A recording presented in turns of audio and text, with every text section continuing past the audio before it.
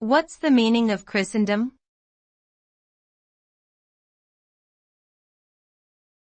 Christendom.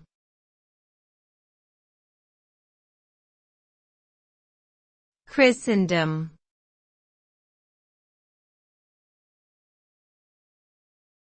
Christendom.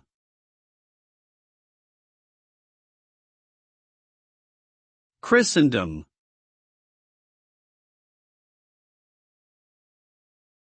Christendom refers to the worldwide community of Christians considered as a single entity.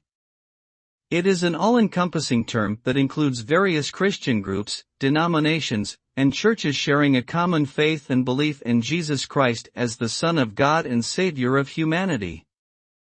The term has historical significance, dating back to the Middle Ages when Christianity was the dominant religion in Europe and played a significant role in shaping Western civilization. Today, it is used more broadly to refer to the global Christian community and its cultural, social, and spiritual impact on society.